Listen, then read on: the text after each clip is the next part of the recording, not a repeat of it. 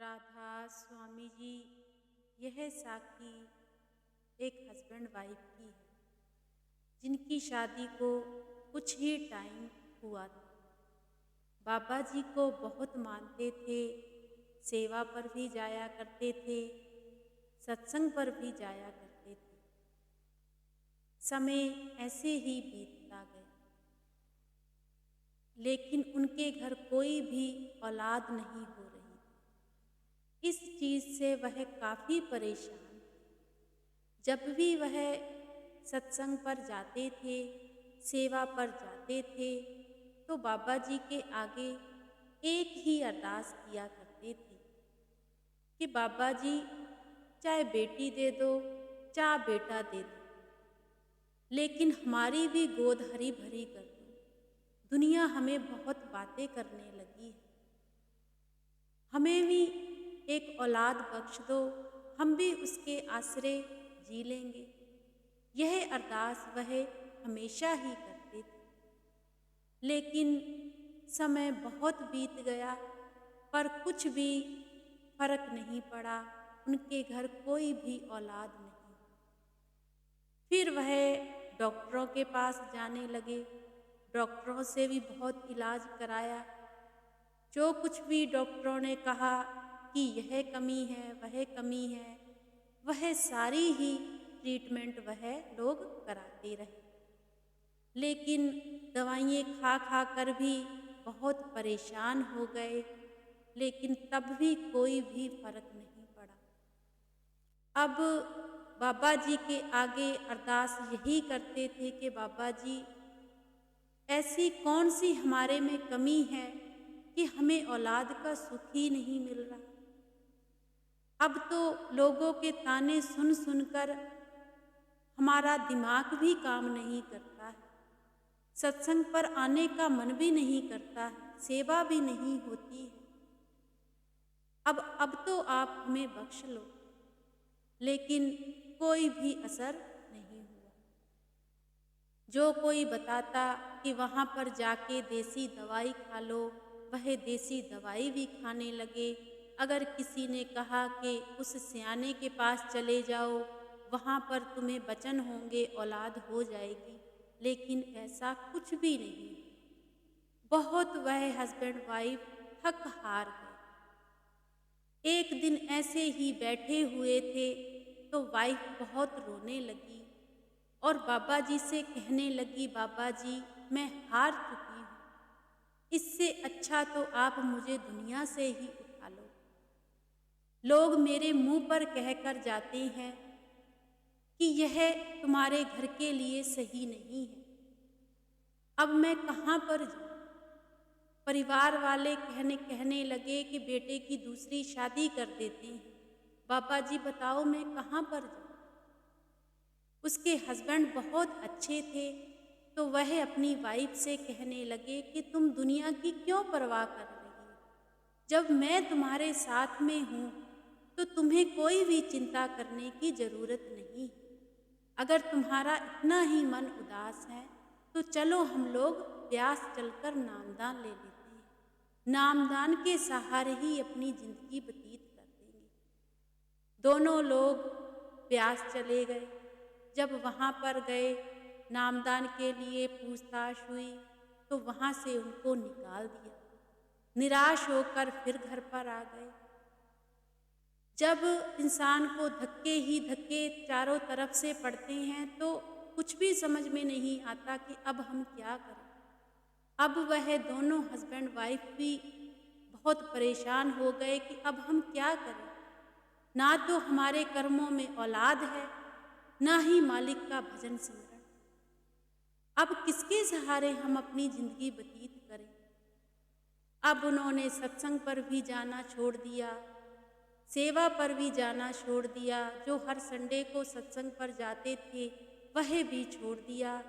ऐसे ही 6 महीने साल गुजर गए, लेकिन किसी भी तरफ से कोई सुख की प्राप्ति नहीं हुई। बहुत दुखी रहने लगे। ऐसे ही समय बीतता गया। एक दिन वह कहीं मार्केट में गए हुए थे कुछ सामान खरीदने के लिए। वहाँ पर उन्हें जो सत्संगी सेक्रेटरी थे वह अचानक मिल गए और वह उस हस्बैंड वाइफ से कहने लगे कि भाई आपको इतना समय हो गया है, आप सत्संग पर ही नहीं आते, आप तो कभी छुट्टी ही नहीं करते थे, हमेशा ही सत्संग पर आते थे।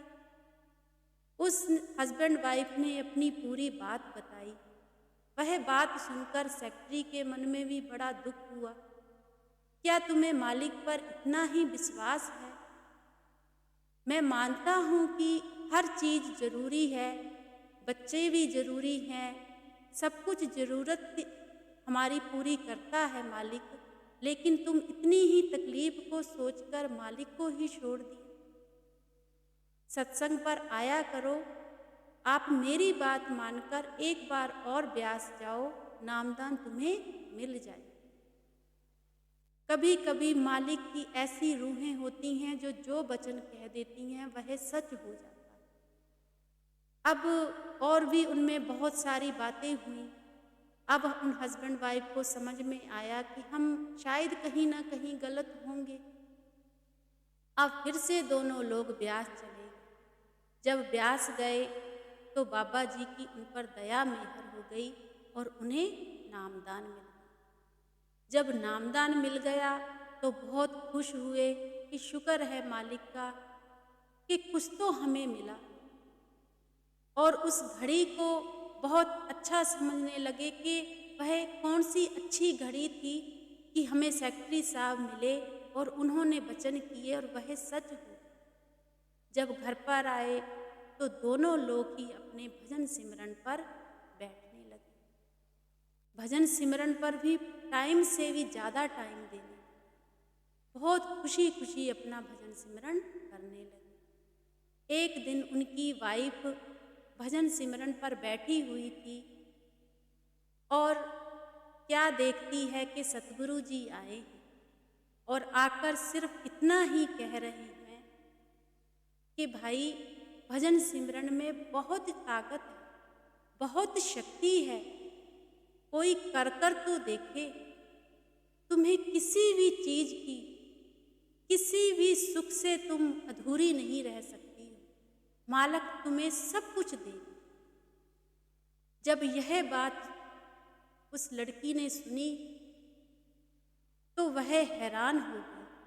जब वह अपनी भजन सिमरन से उठी तो यह सारी बात अपने हस्बैंड को बताई और कहने लगी कि आज तो मैं हैरान और परेशान हो गई।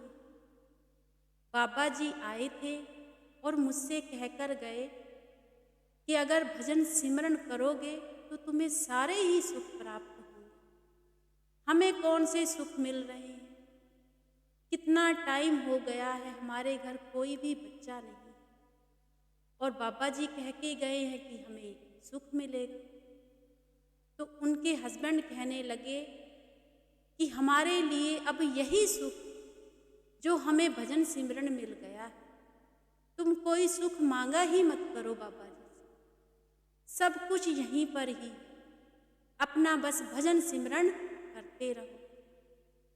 फिर वह वाइफ अपने हस्बैंड से कहने लगी, जो दुनिया हमें बातें करती है, हमें आस पड़ोस वाले जीने नहीं देते हैं, मैं कैसे जीऊंगी ऐसी जिंदगी। तो उसके हस्बैंड कहने लगे, मैंने तुम्हें यह पहले भी कहा था कि दुनिया की परवाह हमें बिल्कुल नहीं करनी, मालिक ने चाहा तो शायद सब कुछ सही। ऐसे ही वह हस्बैंड वाइफ अपना भजन सिमरन करते थे। एक दिन वह लड़की अपना काम कर रही थी कि अचानक से उसको चक्कर आया और वह नीचे गिर गई। जब नीचे गिर गई तो उसके हस्बैंड घबरा गए, डॉक्टर के पास लेकर गए। जब डॉक्टर ने चेकअप किया तो कहा कि खुशखबरी है, आपकी वाइफ प्रेग्नेंट है। जब यह बात उसके हस्बैंड ने सुनी तो उसकी आंखों से आंसू ही नहीं रुक रहे थे और डॉक्टर भी हैरान और परेशान हो गए कि यह कैसे हो सकता है। हमने तो आपके सारे चेकअप किए थे, हमें तो ऐसा लगा था कि आप कभी प्रेग्नेंट हो ही नहीं सकती, पर यह सब कुछ क्या हो गया। यह डॉक्टर ने सारे उस हस्बैंड को बातें की। हस्बैंड ने कहा कि हमें खुद नहीं पता जो कुछ किया हमारे बाबा जी ने। अब दोनों लोग वहाँ से आ गए और बहुत ही ज़्यादा खुश और बाबा जी के आगे खड़े होकर अरदास करने लगे कि बाबा जी हमें माफ़ कर दो। हम तो आपसे एक ही चीज़ मांगी जा रहे थे। जब हमें वह चीज़ मिली ही नहीं तो हमने आपके दर पर ही आना छोड़ दिया। हमारी चाहतें बड़ी हो गई, परमात्मा छोटा हो गया। हमें माफ कर दो बाबा जी, आपकी रहमत आप ही जानते हो। उस हस्बैंड वाइफ ने बाबा जी के आगे अरदास की और उनका खुशी का ठिकाना ही नहीं रहा। जब अगले दिन संडे था, जब संडे को वह दोनों लोग सत्संग पर गए तो सत्संग पर जाकर सत्संग सुना। जब सेक्रेटरी को सारी बात बताई तो सेक्रेटरी ने आगे से कहा कि भाई हम मालिक को समझ ही नहीं सकते, हम तो बहुत छोटे हैं।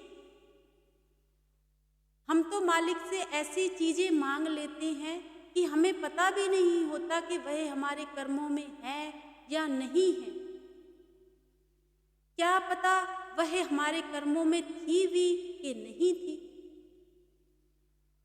लेकिन बाबा जी को सब पता होता है कि अपने बच्चों को किस किस टाइम, कौन सी घड़ी, कौन सा टाइम, कौन सा समय, किस चीज के लिए हमारे लिए सही है, वह उसी समय हमें वह चीज दे देते।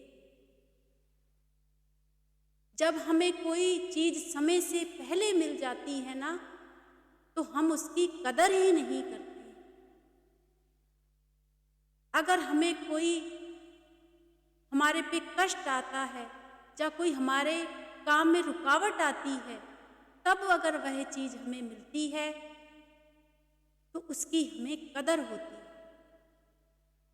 यह चीजें उस सेक्रेटरी ने उस परिवार वाले से, उस परिवार वाले ने सेक्रेटरी से भी माफ़ी मांगी तो सेक्रेटरी साहब कहने लगे, भाई मुझसे माफ़ी मत मांगो, बाबा जी से माफ़ी मांगो, मालिक तुम्हें सारी खुशियाँ बख्शे। और वह परिवार खुशी खुशी उनके घर बेटे ने जन्म लिया और वह परिवार बहुत ही खुशी से रहे। तो कहने का भाव सिर्फ इतना है कि हमें मालिक से सिर्फ मालिक को मांगना चाहिए। कभी कभी हम अपनी ही चाहतों को लेकर मालिक से ही रूठ जाते हैं जब हमारी चाहत पूरी नहीं होती। मालिक को सब पता है कि किस टाइम कब हमें क्या चाहिए। मालिक हमें देता भी, जो हमारे लिए अच्छा होता है वह हमें जरूर मिलता है।